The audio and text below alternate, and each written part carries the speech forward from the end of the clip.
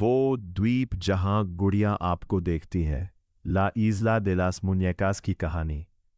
कल्पना करो, तुम एक शांत नहर में नाव से गुजर रहे हो।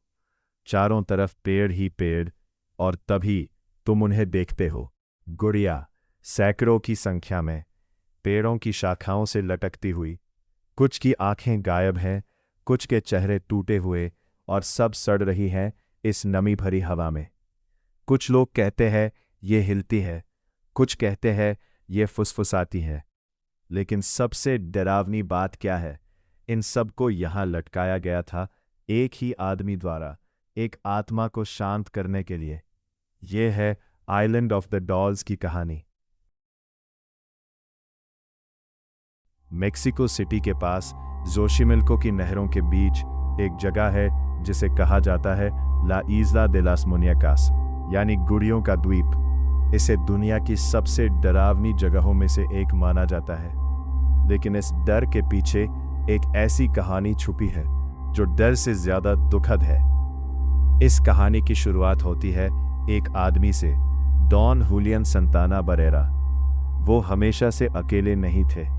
एक समय पर उनकी जिंदगी बिल्कुल सामान्य थी, लेकिन धीरे धीरे उन्होंने समाज से दूर जाने का फैसला किया और जोशिमिल्को की नहरों में एक छोटे सुनसान द्वीप पर रहने लगे। न बिजली, न कोई पड़ोसी, बस पानी, पेड़ और सन्नाटा। शुरुआत में ये एक शांत जीवन जैसा लगता था, लेकिन ये सन्नाटा ज्यादा समय तक शांत नहीं रहा। डॉन हुलियन के अनुसार एक दिन सब कुछ बदल गया जब उन्होंने एक छोटी लड़की का शव नहर में पाया। वो डूब चुकी थी, ठीक उनके द्वीप के पास। कुछ समय बाद उन्होंने उसी पानी में एक गुड़िया तैरती हुई देखी और उन्हें लगा कि वो उसी लड़की की है। फिर अजीब घटनाएं शुरू हो गईं। उन्होंने कहा कि उन्हें रात में फुसफुसाहट सुनाई देती थी, ऐसे कदमों की आवाज जहां कोई नहीं था, और एक अजीब सा एहसास कि वो हम अकेले नहीं हैं। डॉन हुलियन को यकीन हो गया कि उस लड़की की आत्मा उन्हें परेशान कर रही है। डर से या शायद अपराध बोध से उन्होंने उस गुड़िया को एक पेड़ पर टांग दिया।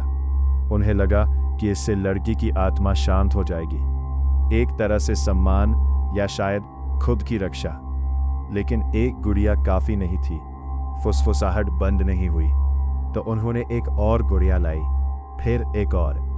जो एक छोटा सा कदम था वो धीरे धीरे एक जुनून बन गया। 50 सालों तक डॉन हुलियन गुड़िया इकट्ठा करते रहे। उन्होंने कभी नई गुड़िया नहीं खरीदी। ज्यादातर टूटी हुई थी, फेंकी हुई थी, कचरे से उठाई गई या नहर से निकाली गई। उन्होंने उन्हें पूरे द्वीप में टांग दिया, पेड़ों पर, बाड़ों पर, छतों पर। समय के साथ वो द्वीप कुछ और ही बन गया। सैकड़ों गुड़िया, कुछ के हाथ पैर नहीं थे, कुछ की आंखें खाली थीं, और सब धीरे धीरे सड़ रही थीं, धूप और बारिश में। लोगों के लिए ये एक डरावना सपना था, लेकिन डॉन हुलियन के लिए ये उनकी सुरक्षा थी। लेकिन यही कहानी उलझ जाती है। हर कोई ये नहीं मानता कि वो लड़की कभी थी भी। कुछ स्थानीय लोग कहते हैं कि ऐसा कोई रिकॉर्ड नहीं है।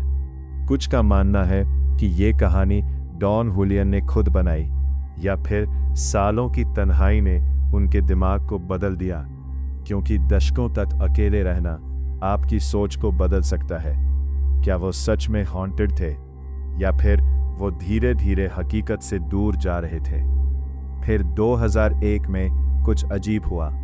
डॉन हुलियन मृत पाए गए। वो डूब गए थे, ठीक उसी नहर में जहां उन्होंने दावा किया था कि लड़की मिली थी।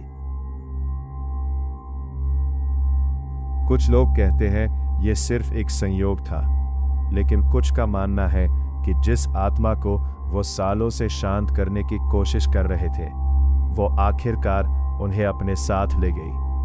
आज भी ये द्वीप मौजूद है। लोग नाव से जोशिमिल्को की नहरों के जरिए यहाँ आते हैं, और वो गुड़िया अभी भी वही है, पुरानी होती हुई, सड़ती हुई और देखते हुए। कुछ पर्यटक कहते हैं कि उन्होंने गुड़ियों को हिलते हुए देखा है। कुछ कहते हैं उन्हें अजीब सा एहसास हुआ, चाहे वो सच में कुछ अलौकिक हो या सिर्फ दिमाग का खेल, एक बात तो तय है, ये जगह आप कभी नहीं भूलते। शायद ये द्वीप सच में हॉन्टेड है, या शायद ये सिर्फ एक आदमी के डर का नतीजा है जो कुछ बहुत बड़ा बन गया। लेकिन अगर आप कभी वहां गए और उन खाली चेहरों से घिर गए तो आप सोचने पर मजबूर हो जाएंगे कि असल में कौन किसे देख रहा है। अगर आपको ये कहानी पसंद आई हो तो ऐसे और रहस्यमय वीडियो के लिए चैनल को सब्सक्राइब करें और कमेंट में बताइए क्या आपको लगता है ये द्वीप सच में हॉन्टेड है